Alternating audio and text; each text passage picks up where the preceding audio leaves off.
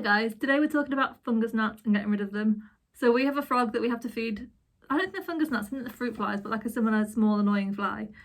So we actually have quite a lot. So I do my very best to like reduce the fungus gnats because I don't want lots of gnats fighting. I don't want them, like they have this thing about crawling in wine glasses, which I'm not a fan of. It's fine in white wine because you can see them, but with red wine, I don't want to drink flies. So there are a few ways to get rid of fungus gnats. Now, none of them are foolproof because like if you do biology at school, fruit flies breed really quickly and they can adapt to conditions really quickly. I mean, that's how they're so successful as a species. But there are stuff you can do that'll make them not want to live in your plants. And that is preferable to having them and then killing them. Like prevention is better than cure. So the first thing you can do is bottom water. Now fungus gnats won't eat your plants. They won't damage your plants. They can eat, the larvae can eat the roots, but that isn't their preference. They eat fungus, that's why they're called fungus gnats. So they will eat like mould on top of the soil and like decaying matter. If you bottom water and don't let the top of the soil get wet, you're less likely to get them because they like to be on a damp surface. If you bottom water all your plants, that will dramatically get rid of fungus gnats. But I do understand that bottom watering all your plants isn't the most practical. I've mentioned before, like I always used to keep it was an old litter box of water on the side so I could just put my plants in whenever I needed to. But you really need to have the space to do that, and then you forever like dripping water all over the floor. It's not the most convenient. It's far more convenient to just top water where you are. So yeah, I suppose what you could do, no, I was gonna say like put a hole in it and then make sure you only water the top, but there's no way to like spread it out in the pot without getting the top wet.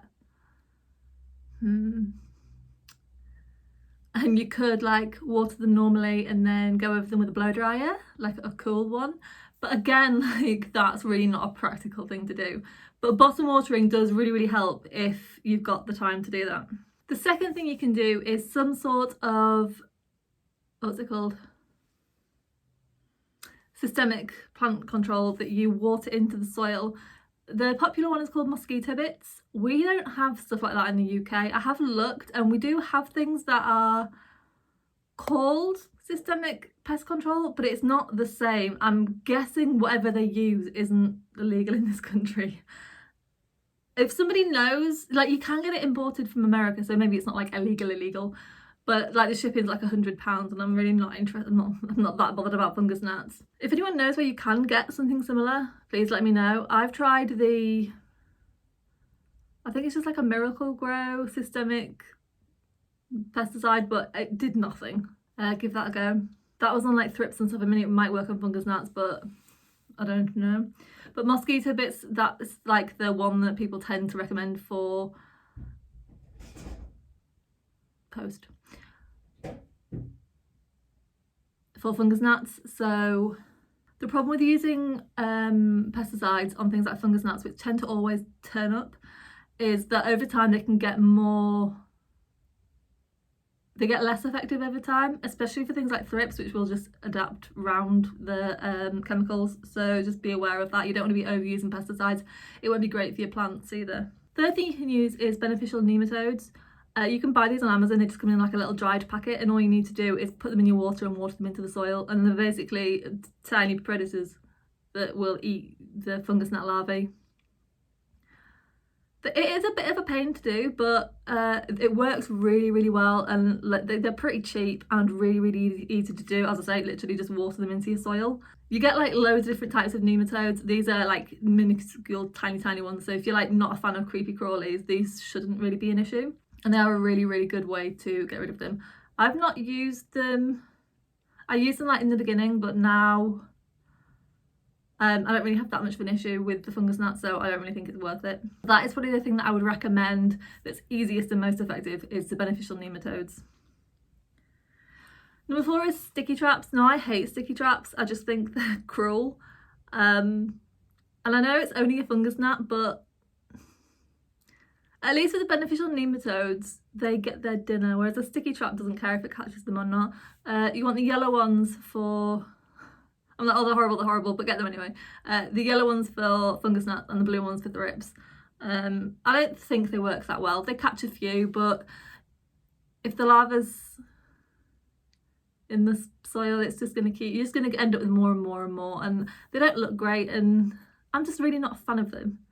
They remind me of like the, you know, the sticky mouse traps, and I just think they're horrible, so I'm just like, no, do not like. Another thing you could try, I know a lot of people are like squeamish about, is predators.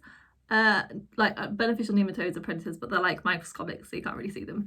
But things like ladybugs and even like a spider, like spiders will eat fungus gnats. And you might think like, I don't want spiders in my house, and that's fine. I have very lots of spiders. There's a lot of spiders in my house, and they do a really good job of keeping the fungus gnats down. We actually watched one the other night catch like a massive fly. It was actually quite impressive and terrifying at the same time. So those are the 5 things that I would do to get rid of fungus gnats. When it comes to actually preventing them, I suppose the bottom watering does prevent them, but there are certain things you can do. There are certain things we are recommended to do that will bring fungus gnats. And basically anything where you put food on a plant. So things like banana skins, coffee grounds, not so much. They're not something that a fungus gnat would really eat because they don't really decay. Well, they do, they kind of go mouldy. It's not really the same thing. But like banana water, even like rice water. I'm trying to think of other stuff people do. Like burying banana skins. It's just not... That kind of thing will lead to fungus gnats. Using a really composty soil will, anything with a lot of rotting matter in it. I'm not saying it won't benefit your plants, it really, really will. Like, your plants will love it, but so will fungus gnats, and you will hate your plants if you know they are the reason that you can't eat anything without a fly trying to fly in your mouth. Most shop bought soils will have some level of compost in them, so if you can, and fungus gnats are really an issue for you, you can make your own soil without the compost in it. So I don't put compost in my soil mix, I use worm castings instead, which I don't think attracts fungus gnats. It's like, technically it's worm poop, but it doesn't smell of poop. It's not going to attract flies. So that just won't give them anything to hold on to. Also, the more drainage you add to your soil, the less water the soil will hold, the plant will dry out quicker, and you won't get the if the soil doesn't stay damp enough for the length of time that the fungus gnat larvae needs to grow, they're not going to be able to maintain their life cycle. So if you add like a lot of bark and perlite to your soil mix, it will dry out a lot quicker. The issue with this, of course, is that you'll have to water them more often. But you do often find that people with a lot of fungus gnats, they often got that way because they've been overwatering plants. So you may find that you're watering every few days anyway, so adding a better drained soil will only help, and it won't really make that much more effort. It won't make that much more work for you. Cannot speak today. Cannot speak. Right, I think that's everything I have to say about fungus gnats.